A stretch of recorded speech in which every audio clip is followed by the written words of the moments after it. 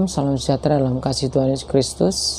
Bertemu kembali dengan saya di channel M Shalom. Mari kita terus saling berbagi lewat firman Tuhan di masa-masa yang sulit, COVID-19 yang belum berakhir, yang sedang kita hadapi. Tetapi saya percaya keluarga kita, hidup kita tetap dalam perlindungan Tuhan bagi kita yang terus setia dan takut kepada Tuhan.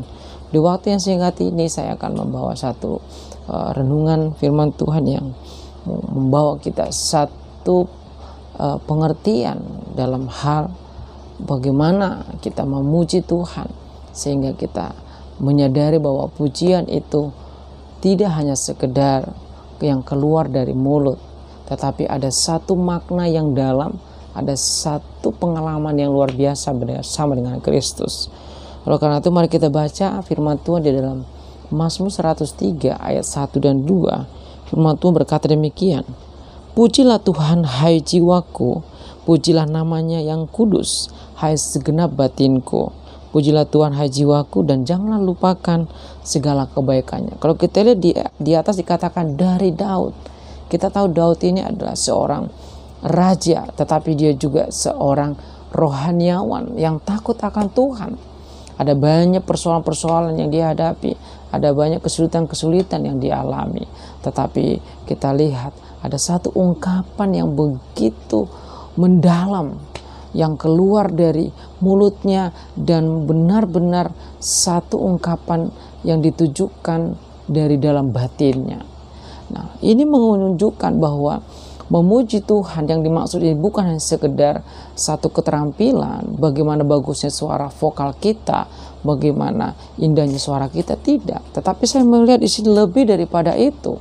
Ini lebih daripada mengungkapkan, bukan hanya sekedar kata-kata, tetapi bagaimana dengan hati kita, batin kita, jiwa kita merasakan pujian itu dengan pengalaman bersama dengan Kristus.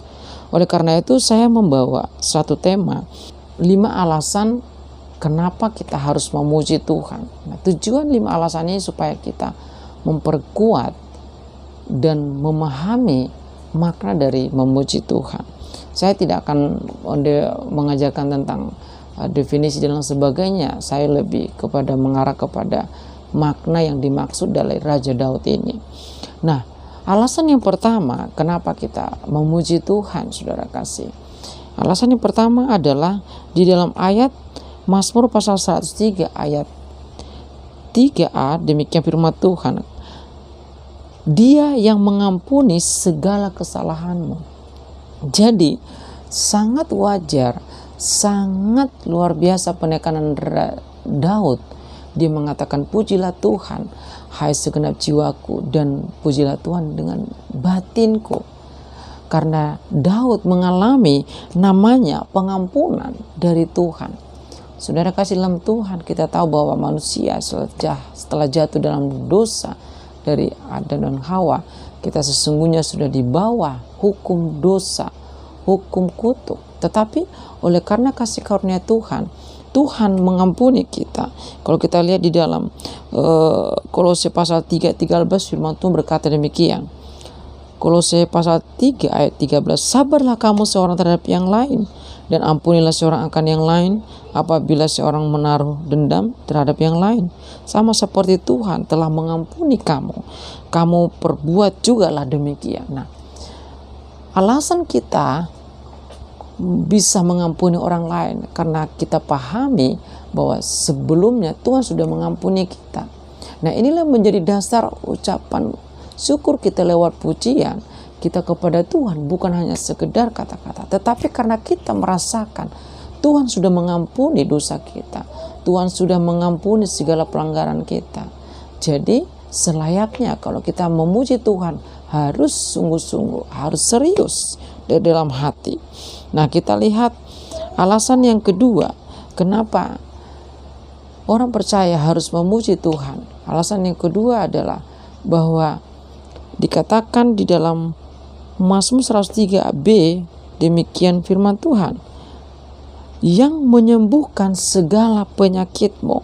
Kalau kita lihat di dalam Matius pasal 8 ayat 16 berkata demikian, menjelang malam di bawah Dibawalah kepada Yesus banyak orang kerasukan setan, dan dengan sepatah kata Yesus mengusir roh itu, maksudnya roh jahat itu, dan menyembuhkan orang-orang yang menderita sakit. Nah, kita tahu ada banyak pengalaman-pengalaman orang-orang percaya yang takut akan Tuhan di dalam Alkitab, bahkan di dalam hidup kekristenan, bahwa mereka mengalami kesembuhan dan mereka mengalami mujizat-mujizat Tuhan. Nah, satu hal yang perlu kita pahami bahwa kita harus memuji Tuhan, karena sampai saat ini kita bisa sehat, kita bisa beraktivitas, kita bisa bernafas. Berarti ini adalah satu pertanda bahwa penyakit kita sudah disembuhkan Tuhan, bahwa mujizat Tuhan terjadi atas hidup kita. Oleh karena itu, biarlah memuji Tuhan itu menjadi sesuatu hal yang sangat sungguh-sungguh. Alasan yang ketiga adalah kita lihat di dalam Mazmur pasal yang 103 ayat 4a dikatakan, Dia menebus hidupmu dari lumpur dosa. Ini berbicara dengan bagaimana kita yang dahulunya sudah harusnya di bawah kutuk dosa, tetapi oleh karena kasih karunia Tuhan kita diberikan kehidupan, kita diberikan kesempatan. Kalau kita lihat di dalam Ibrani pasal 9 ayat 15, beginilah firman Tuhan berkata, karena itu Ia adalah pengantara dari suatu perjanjian yang baru, supaya mereka yang telah terpanggil dapat menerima bagian kekal yang dijanjikan, sebab Ia telah mati untuk menebus pelanggaran-pelanggaran yang telah dilakukan selama perjanjian yang pertama. Saudara kasih dalam Tuhan Yesus Kristus, kita tahu bahwa kita pada awalnya sudah hidup di dalam dosa oleh karena dosa dari keturunan dari Adam dan Hawa. Artinya bahwa kita itu tidak layak untuk mendapatkan anugerah Tuhan, tidak layak untuk menikmati namanya kehidupan yang sesungguhnya, untuk masuk dalam kerajaan surga. Tetapi oleh karena kasih karunia Tuhan, Dia datang menjelma sebagai manusia dan Dia mati di kayu salib, dan supaya dosa di dalam hidup manusia itu bisa dihapuskan dengan perjanjian darah Kristus. Oleh karena itu, saudara kasih dalam Tuhan, kita harus menyadari bahwa memuji Tuhan itu sesuatu hal yang wajib bagi orang percaya, karena kita sudah ditebus dari dosa, dari lumpur dosa, sehingga tidak ada alasan untuk orang-orang percaya tidak bisa memuji Tuhan dengan sungguh-sungguh, karena ada korban yang sudah terjadi atas hidup kita dengan Kristus. Saudara kasih dalam Tuhan. Lalu yang selanjutnya, alasan yang keempat adalah di dalam Mazmur 103 ayat 4b dikatakan, Dia memahkotai engkau dengan kesetiaan dan rahmat. Kita lihat di dalam Wahyu pasal 2 ayat 10 katakan demikian, Janganlah takut terhadap apa yang harus engkau derita. Sesungguhnya iblis akan melemparkan beberapa orang dari antara kamu ke dalam penjara supaya kamu dicobai dan kamu akan beroleh kesusahan selama 10 hari. Hendaklah engkau setia sampai mati, dan aku akan mengaruniakan kepadamu mahkota kehidupan. Saudara kasih dalam Tuhan, alasan yang keempat kenapa kita harus memuji Tuhan, karena Tuhan sudah memberikan kita, karena Tuhan mengaruniakan kita mahkota kehidupan lewat kesetiaan Tuhan dalam hidup kita, sehingga walaupun saat-saat kita mengalami penderitaan, di saat kita bisa melaluinya, menghadapinya dengan pertolongan Tuhan, maka sesungguhnya Tuhan akan mengaruniakan mahkota kehidupan dalam hidup kita. Oleh karena itu, jangan pernah jemu-jemu, jangan pernah bosan untuk memuji Tuhan. Jangan pernah menyepelekan bagaimana sikap kita memuji Tuhan. Yang terakhir, alasan yang terakhir adalah yang kelima, Mazmur 103 ayat 5 dikatakan, dia yang memuaskan hasrat dengan kebaikan. Kita lihat, sehingga masa mudamu menjadi baru seperti pada burung rajawali. Inilah yang terakhir, kenapa kita sebagai orang percaya harus memiliki satu semangat ataupun pengalaman yang dalam untuk memuji Tuhan yang sungguh-sungguh dan serius. Katanya, dikatakan di dalam ayat Mazmur 105 dikatakan bahwa dia memuaskan hasrat kita dengan kebaikan. Kita tahu bahwa manusia tanpa kebaikan maka dia akan mengalami masalah-masalah, kejenuhan, kekosongan. Tetapi Tuhan menganugerahkan hasrat kebaikan dalam hidup kita, sehingga walaupun kita menghadapi masalah-masalah persoalan, kita akan tetap bergairah, hidup baru seperti burung rajawali. Kita tahu bahwa burung rajawali itu semakin dia menghadapi angin badai, maka dia akan semakin terbang tinggi, semakin naik level kalau dalam pengertian kerohanian.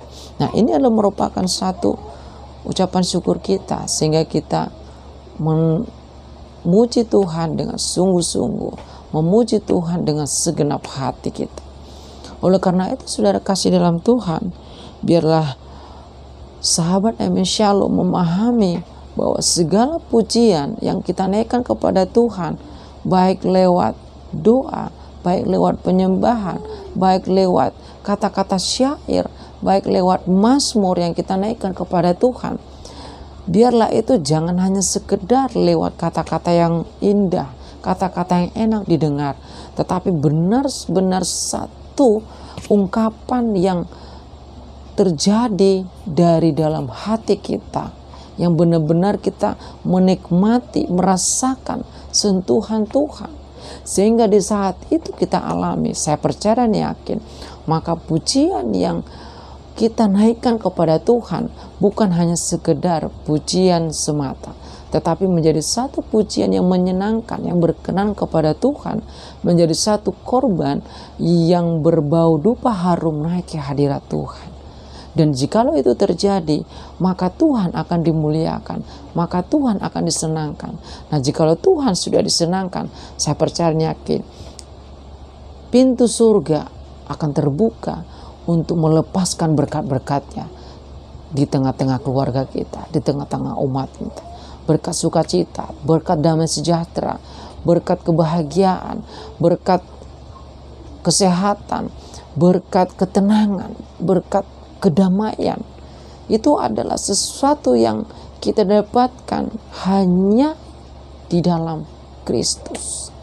Oleh karena itu, saudara kasih dalam Tuhan Yesus, biarlah renungan singkat ini sehingga kita semakin memahami, baik di saat berdoa, baik di saat beribadah, baik di saat bergumul dengan sendirian, naikkanlah pujian itu menjadi pujian yang dari dalam hati dan terungkap dari perkataan yang menyenangkan hati Tuhan. Biarlah kita semakin hidup dalam pengalaman-pengalaman bersama dengan Kristus, sehingga pujian kita tidak menjadi pujian yang sia-sia, tetapi pujian yang memuliakan Tuhan. Terima kasih. Biarlah kita semakin diberkati lewat pujian-pujian kita. Nama Tuhan diberkati.